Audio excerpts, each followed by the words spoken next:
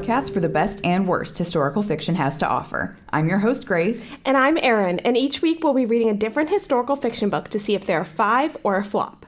Our Season 2 theme is Booktok and Bestsellers, and this week we are throwing it back a little but not that much, reading Half of a Yellow Sun by Chimamanda Ngozi Adichie. And before we get into all of that, let's catch up with each other. Not like I didn't see you this week already. But Grace, what's new? Well, last time we spoke to the pod listeners, I was about to move, and now I have completely moved. Okay. Yes, so everything is in. Most of the strenuous work is done. So I am happy to be over with all of that and have it all settled and to be in the new place. She built furniture by herself. Yes. I was very impressed. And by built furniture, we are referring to IKEA furniture. Hey, it's better than nothing. So don't get too excited. Erin helped. Thank you, Erin. Hey, I did my best. I carried some stuff over. I loaded the moving van. Most crucially, you bought me a sandwich. Most crucially, I did. Okay, the key with moving is you need to have food on hand because you are going to run out of energy. And if you do, you're going to feel like you're going to pass out. And I just knew, we luckily, generously had a lot of friends who were willing to help out. So we had a crew stationed at the old place and at the new place. And everyone was, ready to go when they were called upon. Mm-hmm. And so I don't want to, make everyone hold so I can go eat something. And I knew, I have to eat. I know that about myself. You have to eat, yeah. So honestly, the thing, though, that I'm most proud of is that I drove the U-Haul. Yeah, that is very impressive. In D.C., that's not fun. No, and it wasn't a huge one. It was not like a big box truck. It was just a cargo van. Yeah, that's what Santiago and I did as well. It's still very high up and wide, and the gear shift is weird. And you can't see anything. You kind of just trust that, people around you are afraid. Yeah, and hopefully they were. And I didn't hit anything, and it was fine. And it's honestly pretty cheap to get a U-Haul compared to, I don't know how much you think it might be. Yeah. It's certainly cheaper to rent a U-Haul than a car. Oh, yeah, it wasn't bad at all. So, other than that, Erin, what's up with you? So, I've been getting into running. Like every other DC person, I've been getting into running. I kind of hate it. It's actually getting to the point where it's not the most miserable part of my day anymore. That's amazing. It's not the best part. It's not even a good part, but it's not miserable. I've worked through most of the pain. I don't really feel in pain when I run anymore.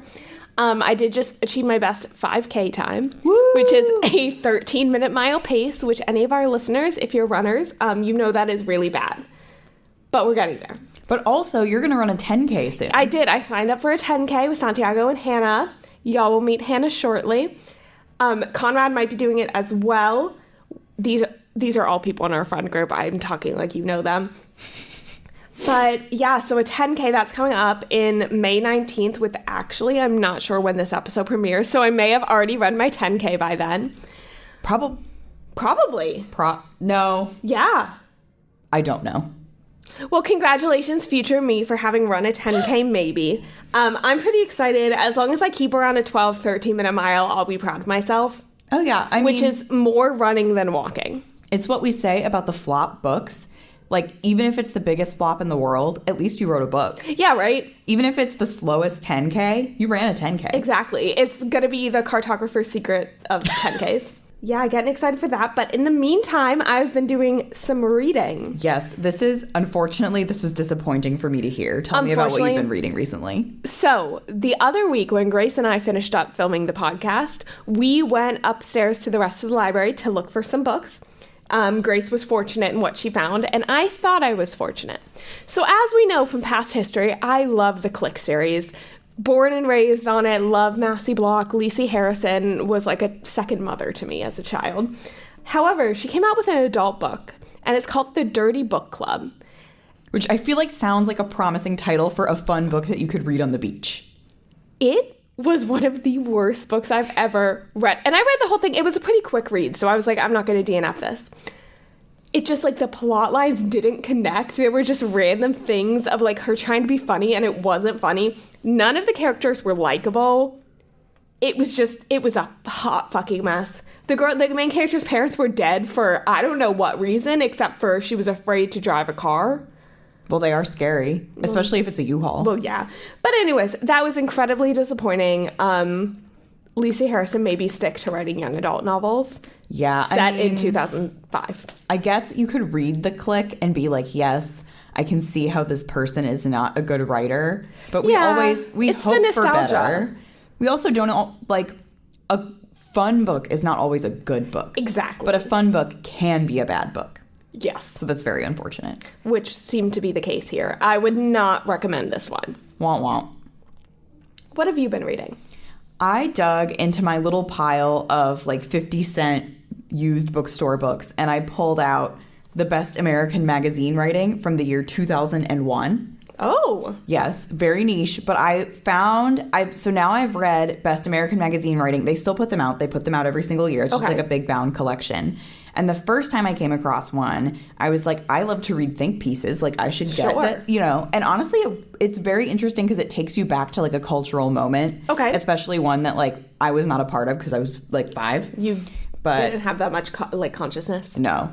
But I will say, now having read Best American Magazine Writing 2001 and 2002, not on purpose, just because those are the ones that I found at my used bookstore, I expected one of them to be heavily 9/11 focused, and neither of them were. Really? Yeah, so I don't know if that was just like a newspaper thing and not a magazine thing. Well, it makes you think back to like, and of course I don't remember seeing these live on air, but I've seen like on YouTube and stuff, the ads on Disney Channel at the time that were like super American. So it was kind of like everything, and like the whole genre of country music like kind of shifted at that point to be really like nationalistic. Yeah. So I feel like it was everything. Well, also, it was weird because the 2002 one had a plane crash story in it. They wouldn't have cut that. Well, it wasn't like they didn't mention 9/11. It wasn't even like, oh, this is what, you know, plane crash protocol was like prior to 9/11 and how it's different now. It just like didn't bring it up at all. So maybe it got punted down the road to 2003.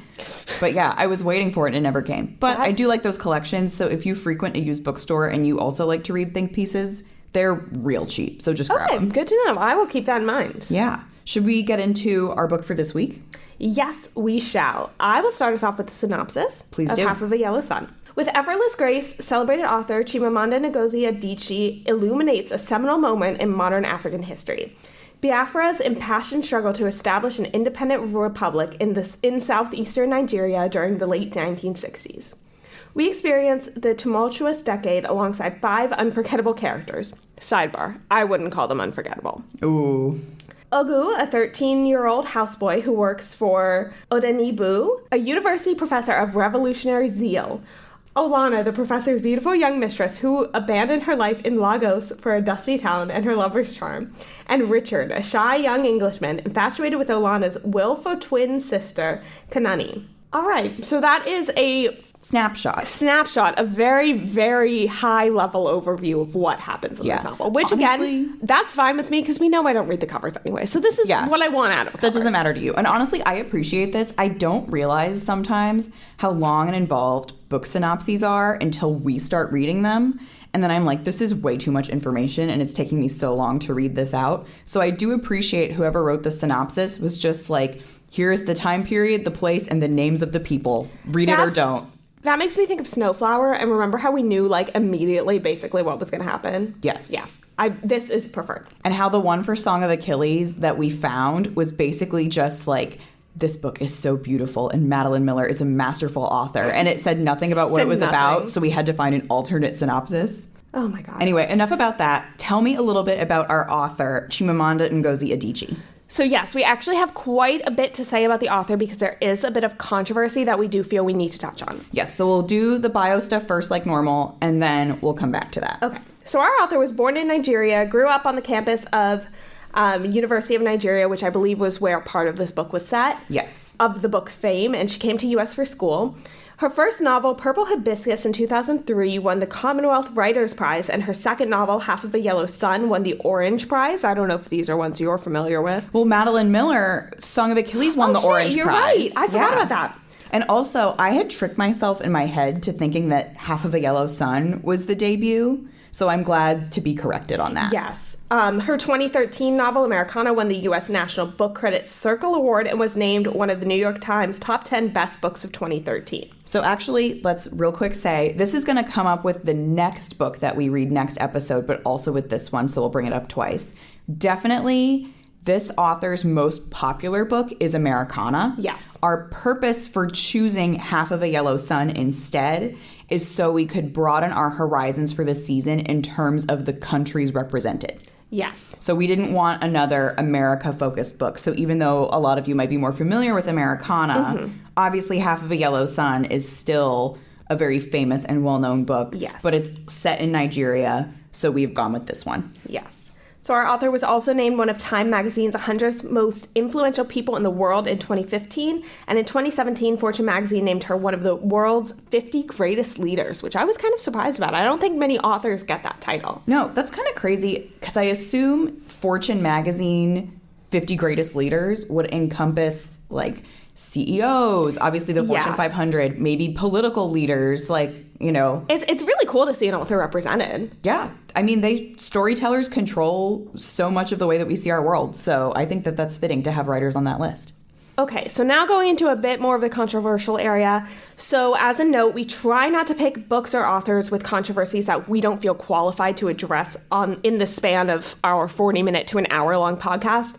But this one did slip through the cracks, and I had not forgotten about it, but I had forgotten about it a bit until I was doing the research for this. And I remember hearing about it, but I never truly delved deep into it. Yes. It's been a while since this occurred. And normally we are able, I think, to more effectively filter through, like Erin said, things we're not comfortable addressing ourselves when it's tied to the work itself.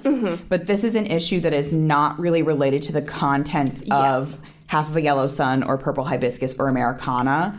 So in that way, we had selected the book and read it and prepped for it before we realized, oh, this is something else that we need to talk about on the pod. So Adichie had made some transphobic remarks in the past implying that trans women aren't real women.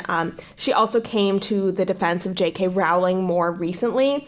And there was an article that she wrote discussing two of her former students who had criticized her remarks. And both of these former students are themselves published authors and pretty well known. In choosing this book for the pod and after having done our research, we're trying to find a balance between how influential this book has been on its own versus acknowledging the author's remarks as something that we do not agree with and we do not stand by. So we just wanted to bring that to your awareness. We're going to leave the links to the articles and some of the research we had done in the bio that you can take a look at after listening to this episode, just for you to be aware that this was not something we had entirely prepped for going into the book, but want to make sure is addressed now. Yes, and we're not going to gloss over it. It does seem, it's very unfortunate when something like this happens, when someone whose work is so important and so smart in one area shows a real blindness in another and says things that are very inappropriate. And it does seem like when she came to the defense of J.K. Rowling that she was really doubling down on comments beforehand that were problematic, but not to that level of hate. Like you'd think, oh, maybe you could be pulled back from this. Yeah, maybe. But it seems she was only further radicalized, which is really, really unfortunate. And I hope that you will read the Vox article and whatever else we might link in the comments or in the description for this episode.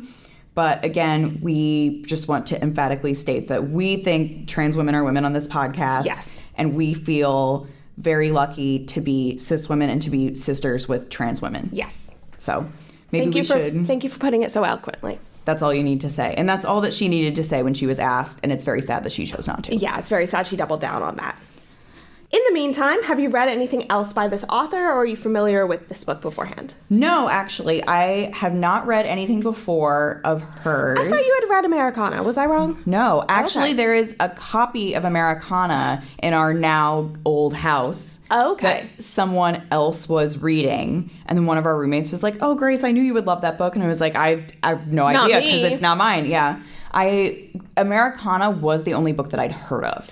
I wasn't familiar with Half of a Yellow Sun or Purple Hibiscus before. Okay. But I was definitely aware not only of Americana, but also of We Should All Be Feminists, which is her. I think there's a little book published with that title by her. I think she had a TED Talk that blew up from that name. So I'm familiar with her and her kind of general feminist shtick, but I'm not. I feel like, sorry, that's reductive to call it a shtick. That's, I know what you mean. But I was not familiar with her writing, even though I knew she was a writer. Yeah, so I had actually read this book before. This was another reread for me. Oh, I didn't realize I read this summer after my freshman year of college. It had been recommended to me. I think my freshman year roommate recommended it to me. Okay. Wish she hadn't. If that's going to lead you into my thoughts on this book. Wait, so is this the only one you've read? Yes. Okay. I do really want to read Americana, though. I had not heard of Purple Hibiscus before. Yeah. Well, I guess then that makes sense that it's the debut. Mm-hmm. Even though clearly it won, awards and was a big deal and got her more book deals, and now she is who she is. Yes. So... and just our brief disclaimer, as usual, our judgments come based on the books and characters within them rather than any real historical figures they may have been based on, and also spoilers ahead. This book has been out for quite a number of years now, so... And also you've maybe seen the movie, which is apparently not good. Apparently the movie is terrible. Okay. I will say, though, Erin told me, we even dropped this as a hint in one of our earlier episodes as to what book this was. Erin said, Grace, did you know that there's a movie of Half of a Yellow Sun? And I said, no. And she said, supposedly it's terrible. And I was like, oh my God. And then I looked it up, and it's like the most star-studded movie. Like every name in it. Yeah, it's the main character, Odenigbo, is Chiwetel Ejiofor. Oh my God. Of the lead role of 12 Years a Slave fame. Jesus. And like consistently working since then. Olana, I believe, is Tandy Newton, very famous. Oh my God. And then this movie came out in 2013. Uga, who is the young boy, is John Boyega from Star Wars. Oh, Star Wars fame. Pre-Star Wars. Yeah, so it was like, oh my God. This is insane. But even looking at the movie poster, and now we're going on a tangent, and from what the reviews I've heard, because I've not seen it, is that they really like hone in on the romance. If you look at the cover of it, that like, I would think there was no war in this. Oh my gosh. Well, then that's to say, I guess, clearly that and it sounds like it is, if the Half of a Yellow Sun movie was bad, that it is not the fault of the actors, because they got top tier people for that. They have a great cast. It's kind of like how Twilight had an incredible cast, and just like everyone was like, oh my God, Kristen Stewart can't act, but it was just because the script was like not good. Because she was doing as directed, and what was directed was poor. Yeah. So I do want to watch that movie. That might be a fun bonus episode coming up. Yeah, we're going to have to be choosy about what we watch for bonus episodes. There's so many shows. We have a lot of options. You know what we're going to have to do for bonus? Bridgerton. Oh my gosh, I can't. Listen, it's not like we're watching Bridgerton for this. It's that we're going to watch Bridgerton, and then we can also get a bonus episode out of it. Exactly. We're going to talk about it anyway. They're kind of in that stage of, this will give you a hint as to when we're recording this. They're kind of in that stage of promo for Bridgerton, where they'll drop like a 10-second Instagram video like every other day. And it's getting me ready. I eat them all up. I eat them all up. Yes, because we are filming this in advance. Grace and I are going to soon have a rewatch of seasons 1 and 2, or first time watch of season 1 for Grace. First time watch of season 1. Insane to me. But... Rewatch of season 2. Okay, so now let's get into the book. Now that we're off a side tangent. Now that we're done talking about movies and Bridgerton, let's talk about the Biafran War. Can we start by you guessing what my least favorite part of this book was? Was it the sexual assault part? Can we start by you guessing what my second least favorite part of this book was? Okay, that requires more thought. From like a structural standpoint? Oh, was it that you go forward in time and then back again? It's the time jump. I didn't like it. I didn't think it was necessary. It definitely, I didn't have a problem with it per se. I do like how this season is kind of turning into like who has the best executed time skips. Honestly, I did not expect it. There's been some good ones. There's been some bad ones. I think that this was not one of the best, but it was okay with me because it only happened 2 times. Yeah, it was not a lot. I'm starting here because I do think it's important to the structure of the book. Yes. So it's basically you start in... It goes from the early 60s. Late, back to early. Yes. Early 60s, late 60s, early 60s. Yes. And I think that's important for context. But for me, I hated it. And that was probably one of my biggest downsides of this. Actually, I had a lot of downsides of this book, but this was one of my biggest. What specifically about it didn't you like? Did it just like throw you out of rhythm? Like, what was the deal? I thought it was cheap writing.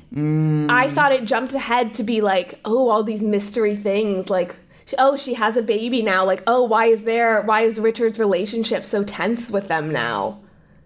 I thought it was cheap to build suspense. Okay, so you think it was like unearned? Yeah. Okay. It didn't work for me because I thought it was too fake.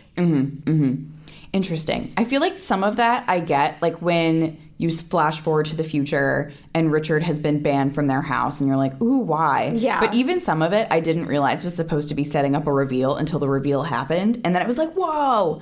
Like when they have the baby, I'm just like, okay, like 10 years have passed. Okay, I agree with that. They probably just have a baby.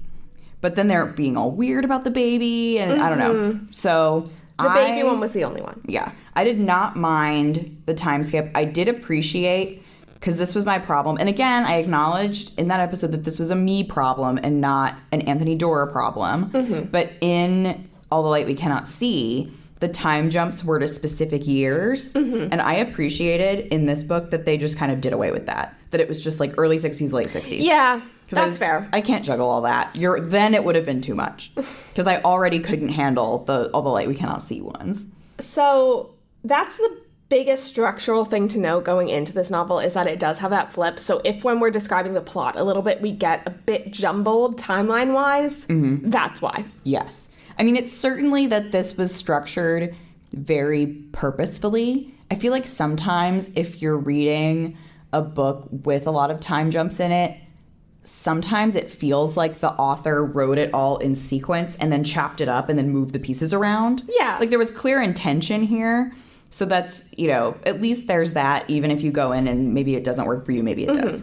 You can tell I think we have not the most dramatic difference of opinion that we've ever had, but we have a difference of opinion. Oh, yeah. Certainly. So I think other than that, the next most important thing to put on the table is to talk about the 5 main characters. Yes. You have 3 point of view characters, but for all intents and purposes, there are 5 main characters. Yes. And 2 of them you just don't get a POV for. Which is good and bad for me, because one was the character I really liked and one was the character I really didn't like. So okay, so let's talk about who I think we both agree might be the best character who is not the POV character, who is Kainani. Oh, yeah.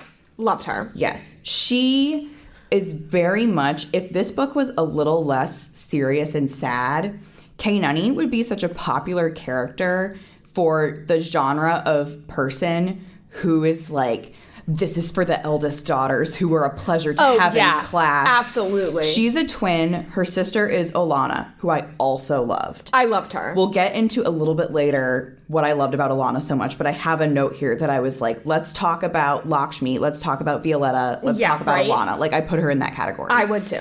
And Olana is the beautiful one, the effortless one, the wealthy one, the popular one, the Serena Vanderwoodson, if you will. Oh, yeah. She's so true. And Kainani is the older one, the serious one, the one who's in business, the one who always knows that even if she doesn't feel that she's in the shadow of Olana, she knows that other people feel that way. Oh, and so for all intents and purposes, she is. Yes.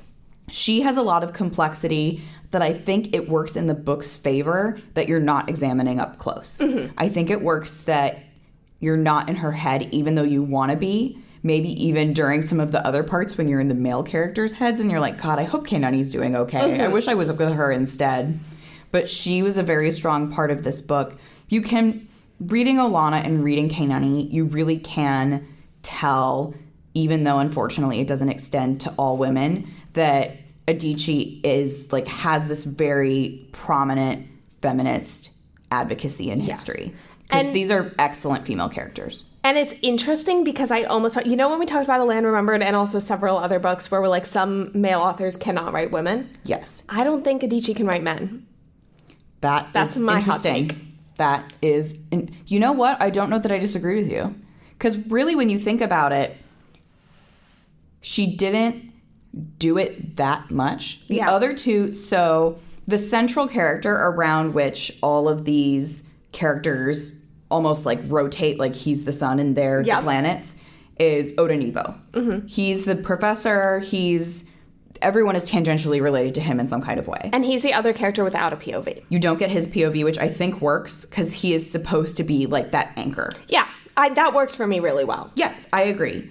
And then the other 2 characters that you get the point of view for, you get Olana's, you get Ugga's, and he is really less so writing a man and more a boy because he's a child. He's in kind of that puberty to adolescence age. When you get him, he's between 9 and 15 or 16 or so.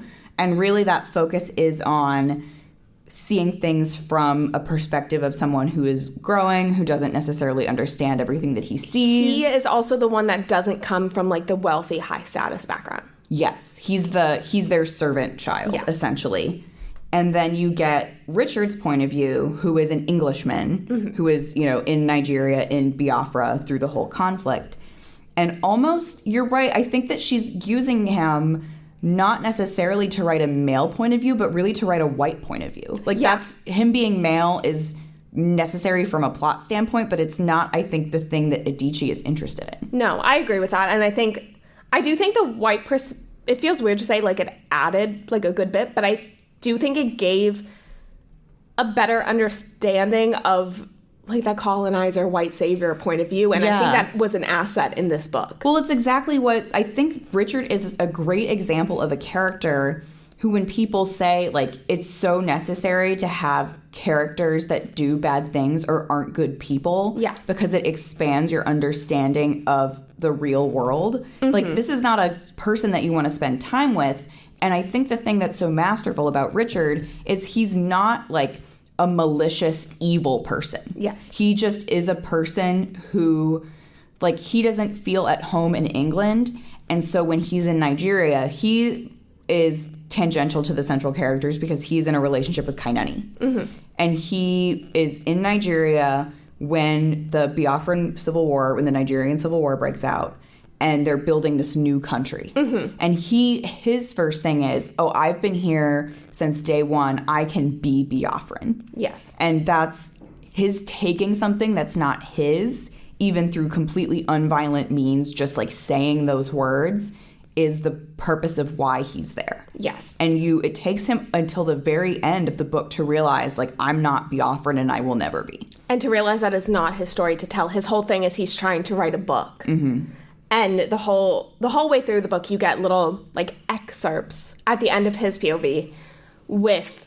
And the book is called "The World Was Silent While We Died." Yes. And "we" is crucial there. While we died. Yeah. But at the end, it's revealed that it's not Richard's book; it's Uga's book. Yes, which was great. Which I really liked that. Yeah. I liked that it wasn't Richard's. I'm glad he finally learned this lesson of it's not my story to tell. And it is really satisfying narratively and just from a global hope perspective to have this child who was literally fighting in the armed struggle to grow up and survive, and you're he's leading in the next generation of Nigerians, and he will make sure that people remember this conflict and that they will feel bad about not doing anything to help, essentially. Should we get into how fucking messy all their relationships are? Oh my gosh. One of my notes is literally, damn, they say cheating in this book, and for what purpose?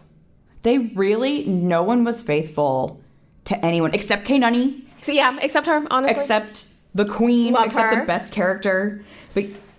Yeah. Olana and Odenigbo are in a relationship. Yes. They're not, it's a big thing that they're not married. Let me say real quick, this is something that bothered me so much when I was reading. And it's a minor thing, but it really stuck in my craw.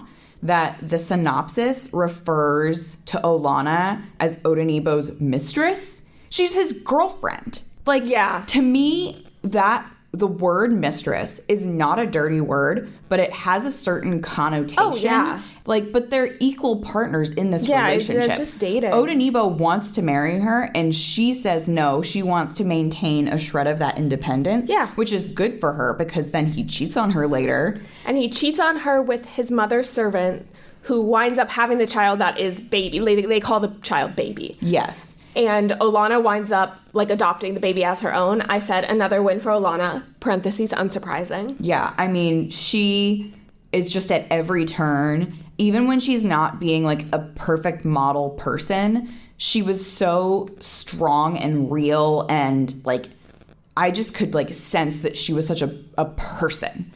Not just a character. She was a person, and I really, really loved being with her. Yes. But the other cheating is Olana sleeps with Richard, which is to get back at Odenigbo for cheating on her, which in and of itself, I would be fine, whatever, man ain't shit anyway. But of course you remember Richard is Kainani's boyfriend, and that's her twin sister. So really all three of them understand it to be a betrayal of Kainani when they sleep together. And that's another kind of moment where, not quite to the level of Song of Achilles, but in that book we were Patroclus sleeps with Achilles' wife, and for what reason? Yeah. Like, he doesn't want to. Like, there's no buildup. Yeah, like, exactly. It just happens. In this book, you're like, okay, Olanna has these feelings of, like, wanting to get revenge on Odenibo for cheating on her. Richard sucks, so you're not really surprised, you know? And it's also that classic thing of a very beautiful woman comes onto a man, and he's, like, wants his ego stroked, and he's not going to say no. But Kanani is such a bad bitch, though. When she found out about it, she, like, took Richard's manuscript that he'd been slaving away at it and burned it page by page. Yes. And then after that, she was just like, we're even now. Like, she wasn't even mad anymore, really. Like, she didn't talk to her sister still. But she was just like, by the way, I destroyed your book, and then we just won't talk about it again. I loved that. Yeah. I love that she wasn't the typical, like, how you see authors portray, like, a woman freaking out over that. Like, I like how she had a different sense of reaction, because it's like, in some ways, like, they're taking things they love from each other. Yeah, it was a good representation of something realistic, toxic, but not, like, cartoonishly so. Yeah. This was obviously, like, a bit literary. Like, the way that it wraps up that neatly is not necessarily how you would see something like that in real life. But that's okay. But I think that as something, like, obviously in a book, it worked very well. So, going to the other characters, I really didn't like anyone but Olanna and Kanani, but not in a way that you can still like bad characters. Like, you can like a character who is bad, does bad things. I just didn't like these characters. I appreciated the different perspectives and experiences of the war, but for the emotional connections it wanted us to make with them, the other characters really fell flat for me. Like, I could only make that emotional connection with Olanna and Kanani. Yeah. And that's where I think the other big issue with this book is for me, is that it tries to walk the line between military war book and emotional interpersonal book by focusing on the characters, but that balance is never struck for me. Okay. Do you think it did too much of one or the other? Or just that, like, the way it was distributed was inappropriate? Kind of I wish I could put it into better words.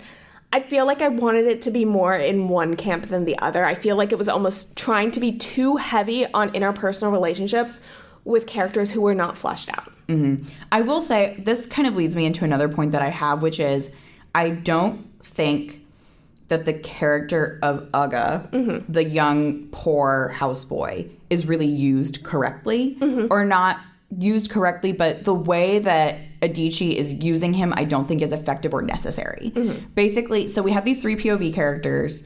Olanna is the main one of the three. Certainly, we spend the most time with her. And she's fabulous, and we love her. Richard, whether or not you enjoy reading his sections, which it seems like, you know, you definitely didn't. No. And I did. I thought they were solid. We definitely agree that he's there for a purpose. Yeah. And you can, like, when you're reading it, you can see, like, obviously what that purpose is. Ugga, he's a younger person, so he comes from that perspective. He has a poor background. The other characters are middle class, upper class, wealthy. All of them are educated.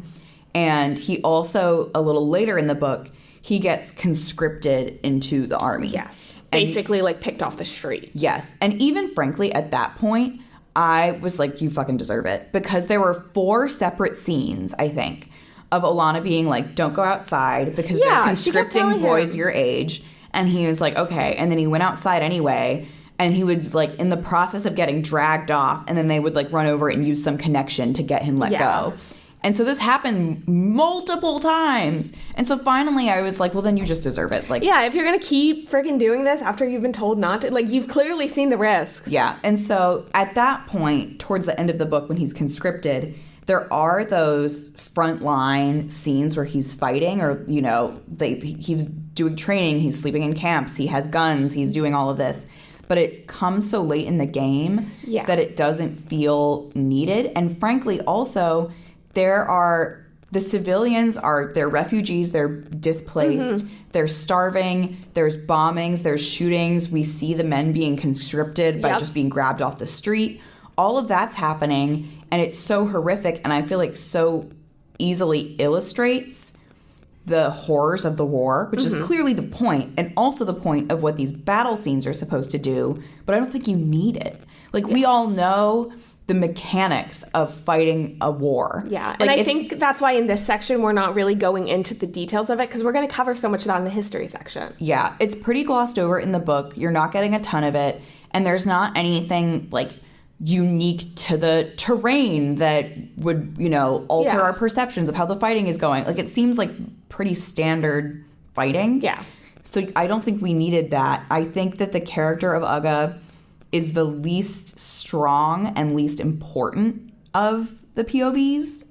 He also had the section in it. The sexual assault. Yeah, the sexual assault section. So let's talk about that briefly, and we're not going to go into details because it's not something I'm comfortable going into a lot of details about, but there is a scene where Ugu and other soldiers with him gang rape a girl in a bar. Yes, and it's extremely graphic. And again, it's hard line to walk because I feel like we do this a lot where we criticize a scene like this in a book. And it's never a scene that is out of place in terms of the narrative. No, it felt realistic. Yeah, you're like, of course that would happen. But what it made me think is, what is this supposed to do for our emotional attachment to Uga? Because it makes us hate him. That's exactly what I had too. I'm like, this is a character we're supposed to, at this point of time, have had built some attachment to that's supposed to carry through the end. And I had to skim over the rest of it. And like, I'd read the book before. I know this is just the one scene. I knew it was coming.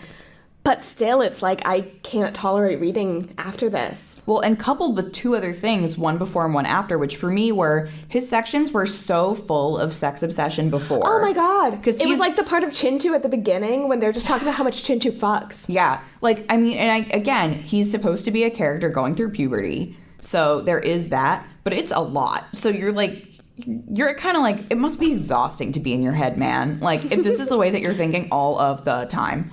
And then also after he goes home after the devastation to see if that his family's alive. And his sister is in this horrible depression and won't look at him and won't be alone with him. And a relative says, oh, it's because a bunch of soldiers came and gang raped her. Yeah. And he's like, how can I live with myself knowing I did that to someone else? And it's like, well, I don't care how you live with yourself. Yeah, I don't care how you... And it's, again... She's trying to show us how, because he was in a group, he didn't feel like he had a choice. But I don't think that was communicated effectively enough. And it's just the discomfort of reading that scene where there's nothing else. Everything in the book, especially in the back half, is horrible. Yeah, there's a lot of horrific scenes, some of which we're going to get into in the history section. Yeah, but those two things, they don't match tone, really. No.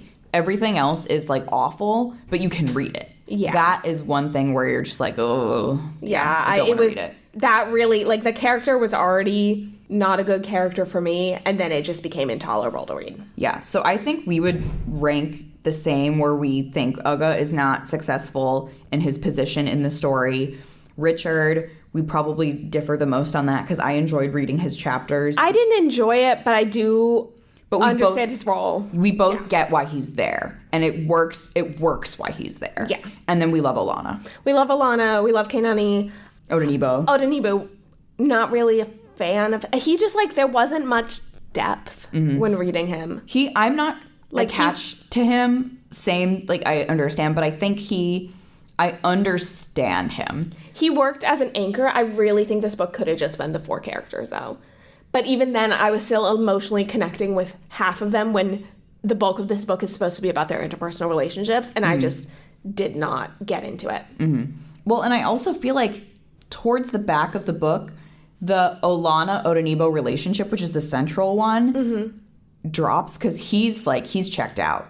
He does not react to the trauma of the Biafran War as well as Olana does. Like, she has this, like, live however possible, continue, like, force myself teacher, on. Yeah, like, she's, not in a good place, but she's making it happen, and he's not making it happen.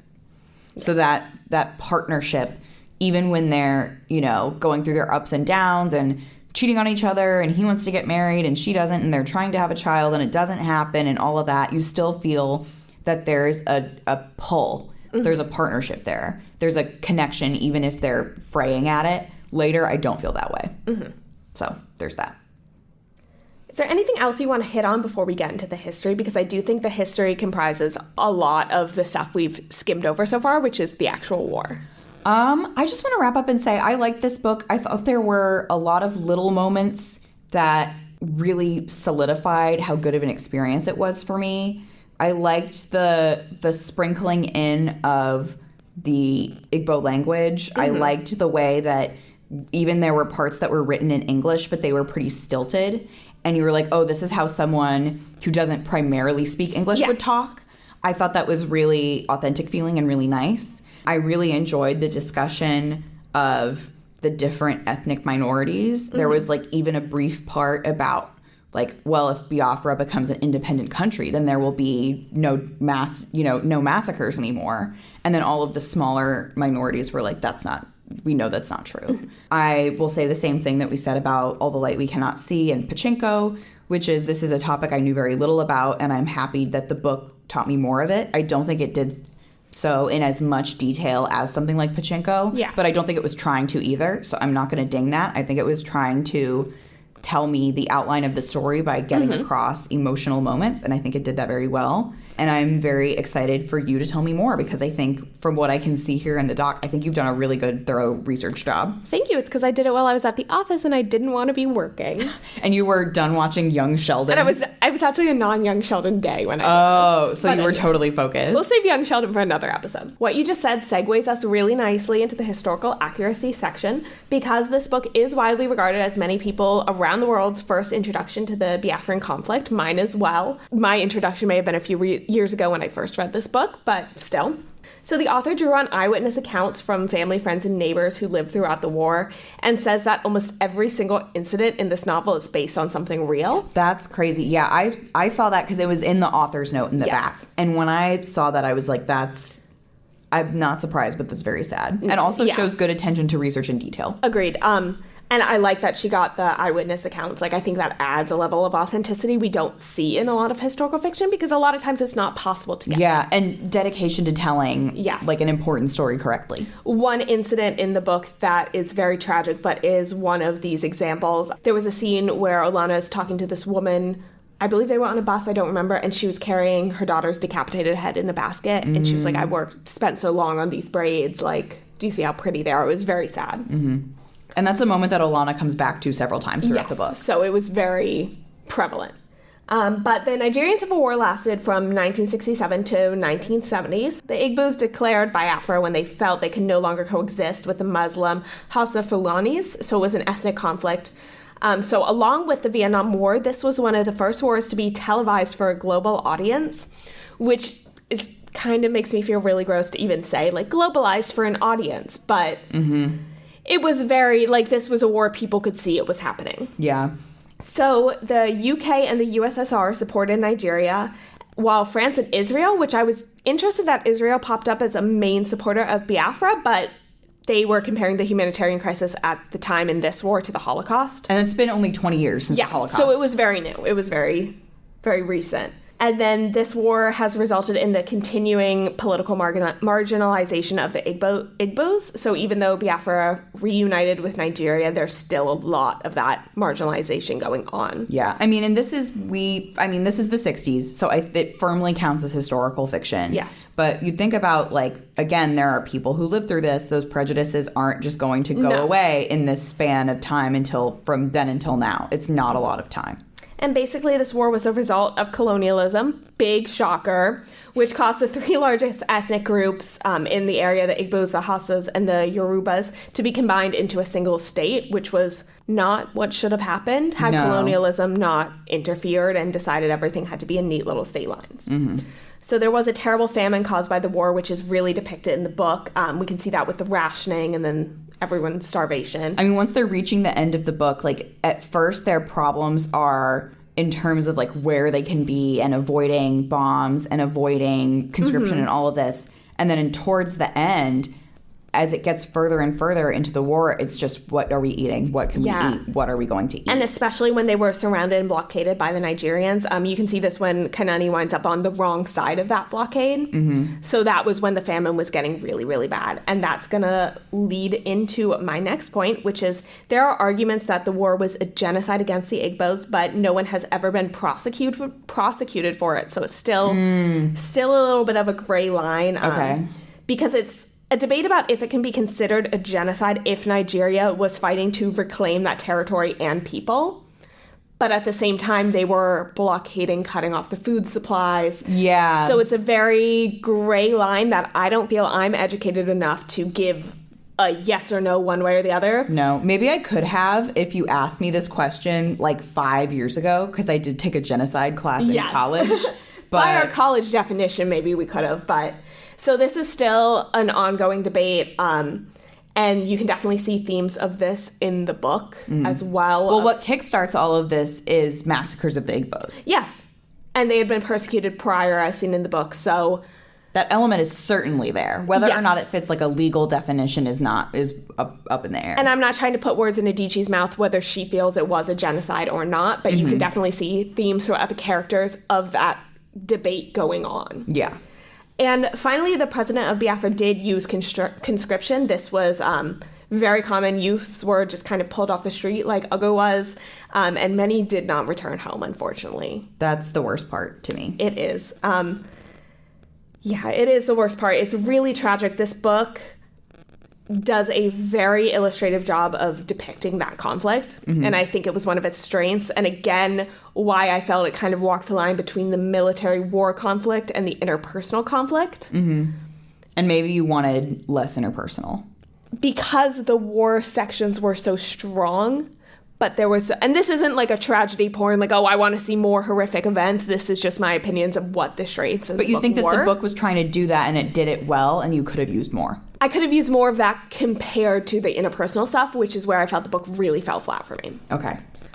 All right. With that history, which I had a very interesting time researching because Nigeria is one of the countries you talk about in AP Comparative Government, which I self-studied and got a 5 on the exam on senior year. I did not even know that was an AP class that you could take. Yeah, and then I had to fucking retake it because of the program I was in college. But anyway, it was really interesting. So I had knew a bit about the conflict, but not the details. And it's been many years. So. Okay.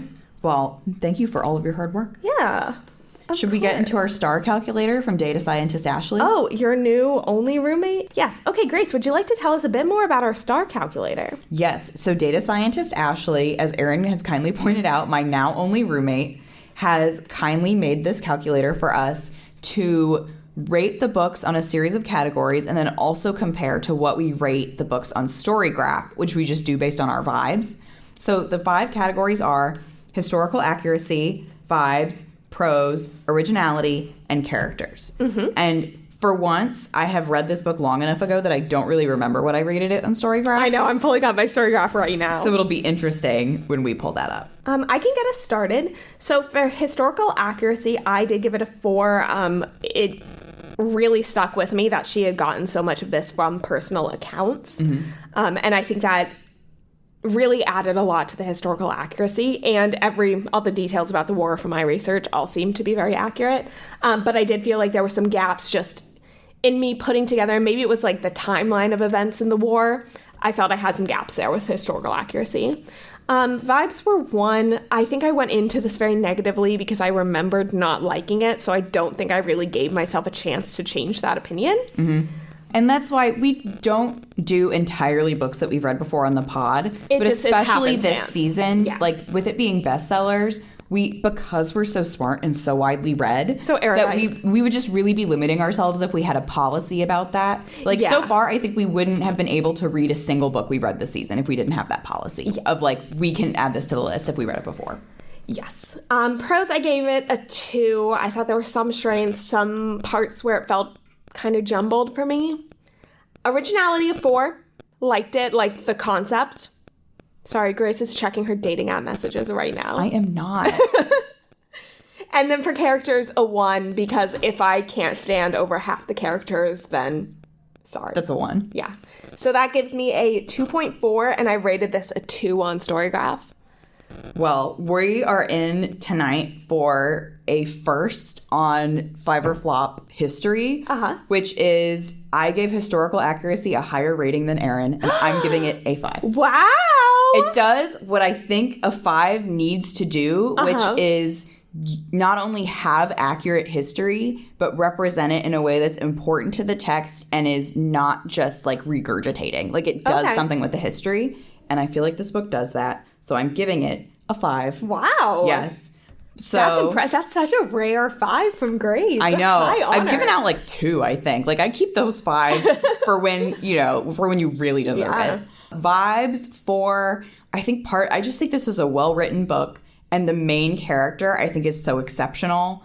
And I think that the story that they're telling is good and effective. Like I didn't have the problems that you did with things like time skips.